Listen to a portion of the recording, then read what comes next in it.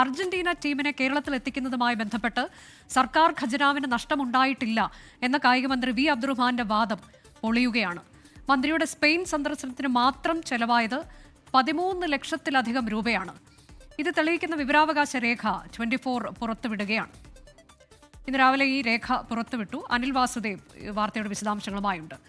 അനിൽ, ഈ കഴിഞ്ഞ കുറച്ച് ദിവസങ്ങളായി നമ്മൾ മെസ്സി വരുന്നുണ്ടോ എന്നൊക്കെയുള്ളതിൽ വലിയ തർക്കങ്ങളും ഒക്കെ നടന്നുകൊണ്ടിരിക്കുകയാണ്. ഒരു വലിയ ആശയക്കുഴപ്പത്തിലേക്കൊക്കെ ഇത് വഴിവെച്ചിട്ടുണ്ടെന്ന് നമുക്കറിയാം. അതിനിടെയാണ് ഇപ്പോൾ മന്ത്രി ഈ വിഷയത്തിൽ കഴിഞ്ഞ ദിവസങ്ങളിലൊക്കെ പ്രതികരിക്കുന്നതിന് മുൻപ് പ്രതികരിച്ചതൊക്കെ വാർത്തയായി വരുന്നുണ്ട്.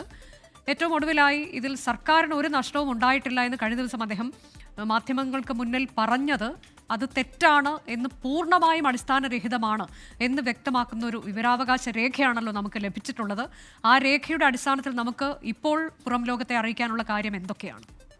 അനുജ, കഴിഞ്ഞ 2024 അല്ലെങ്കിൽ അതിനു മുമ്പ് തന്നെ മന്ത്രി പറയുന്ന കാര്യമാണ് മെസ്സി ഇപ്പോൾ കൊണ്ടുവരും എന്ന് പറഞ്ഞ് അങ്ങനെ ദീർഘനാളായി പറഞ്ഞ് ഒടുവിൽ പറ്റിച്ചു. മെസ്സി ഇക്കൊല്ലം വരില്ല എന്ന കാര്യത്തിൽ ഏകദാണ്ട് ധാരണയിലെത്തിയിട്ടുണ്ട്, അല്ലെങ്കിൽ തീരുമാനമായിട്ടുണ്ട്.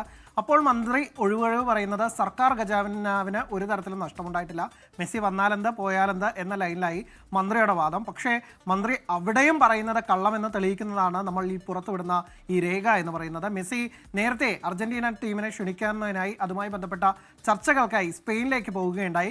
അർജന്റീന ടീമിൻ്റെ എഫ്ഐയുടെ ആസ്ഥാനം അർജന്റീനയിലെ ബ്യൂണസ് ഐറസിലാണ്. പക്ഷേ അദ്ദേഹം പോയത് സ്പെയിനിലുള്ള മാഡ്രിഡിലേക്കാണ്. അവിടേക്ക് എന്തിനു പോയി എന്നതിലടക്കം വലിയ സംശയങ്ങളുണ്ടായിരുന്നു, ദുരൂഹതകൾ തന്നെ ഉണ്ടായിരുന്നു. പക്ഷേ മന്ത്രി പറഞ്ഞത് അർജന്റീന ടീം ക്ഷണിച്ചത് അവിടേക്ക് പോകാൻ പറഞ്ഞു എന്നൊക്കെ തന്നെയാണ് അദ്ദേഹത്തിൻ്റെ അന്നത്തെ ഫേസ്ബുക്ക് കുറിപ്പിൽ തന്നെ പറയുന്നത്. എന്തായാലും മന്ത്രി അവിടെ പോവുകയും ചർച്ച നടത്തിയെന്ന് പറഞ്ഞു. പിന്നീട് അവരുടെ പ്രതിനിധികൾ, AFA പ്രതിനിധികൾ കേരളത്തിലേക്ക് എത്തും, അവരുടെ അക്കാദമികൾ വരെ ഇവിടെ സ്ഥാപിക്കുന്നതിനൊക്കെ തന്നെ ഓഫർ ചെയ്തിട്ടുണ്ട് എന്ന തരത്തിലൊക്കെ തന്നെ പറഞ്ഞു. ഈ ഒരു യാത്രയ്ക്കായി, സ്പെയിനിലേക്ക് യാത്രയ്ക്കായി 13,04,434 രൂപ, അതാണ് സർക്കാരിന് നഷ്ടമായ തുക. മന്ത്രി പറഞ്ഞത് നയാ പൈസ ചിലവായിട്ടില്ല എന്നുള്ളതാണ്. പക്ഷേ ഈ 13 ലക്ഷം നമ്മുടെ ഖജനാവിൽ നിന്നുണ്ടായ പൈസ തന്നെയാണ്.